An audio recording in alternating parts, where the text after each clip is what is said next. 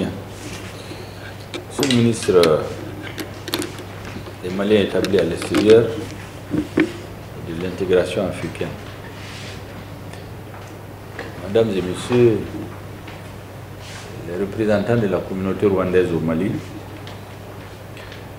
je voudrais en retour vous dire toute ma satisfaction.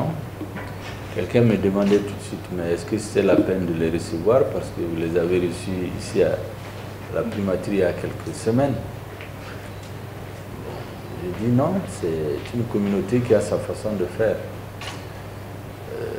Elle vient exprimer sa reconnaissance aux autorités pour le haut niveau de représentation à leur fête de la libération, mais surtout pour le contenu et la qualité du discours qui a été lu. Il m'est revenu que ce discours a eu un écho très favorable dans votre communiqué, il a été bien apprécié. Je voudrais donc vous remercier d'être venu exprimer cette reconnaissance et dire aussi que cet événement, comme la célébration, la commémoration que nous avons tenue il y a quelques mois, relativement au génocide des Tutsis, ce haut niveau de représentation et les discours tenus reflètent la qualité des relations entre nos deux pays, entre nos deux chefs d'État. Ce n'est pas à toutes les grandes cérémonies que nous tenons des discours aussi engagés. C'est des messages politiques forts que nous voulons adresser à nos deux peuples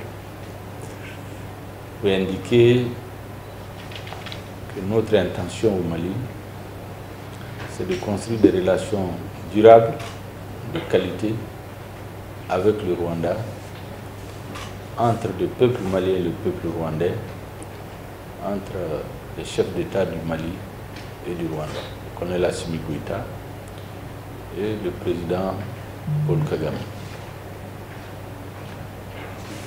Monsieur le ministre vient de le dire, la communauté rwandaise au Mali est l'une des communautés, j'allais dire exemplaire, parce que, comme il l'a dit, c'est l'une des rares communautés à propos de laquelle aucune autorité malienne n'a jamais été interpellée, ni en justice, ni à la police, ni nulle part.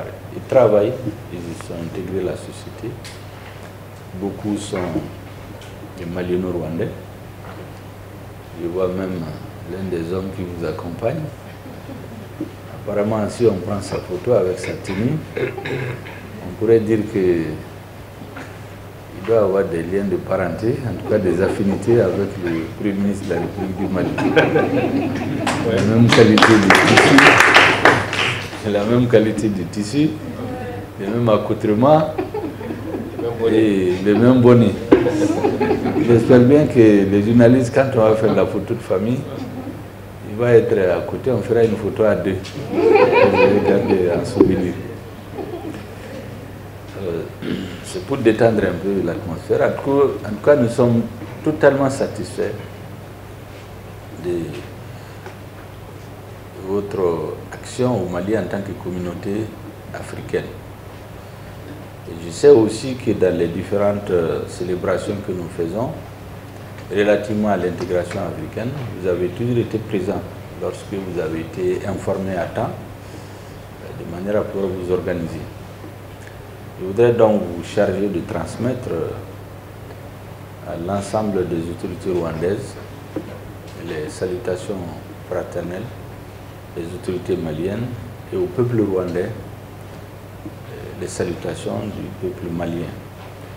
Aujourd'hui, nous sommes en train de relever des défis que le Rwanda a relevés il y a quelques années.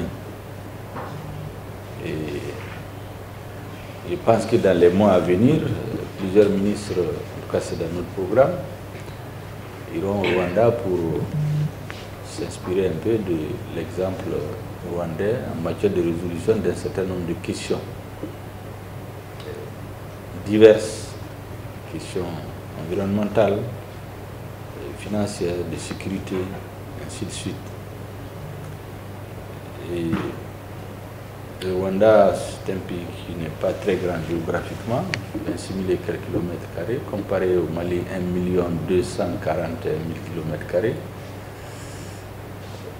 Mais comme dirait l'autre, ce n'est pas la taille d'un pays qui fait tout, c'est le leadership. Un pays bien gouverné,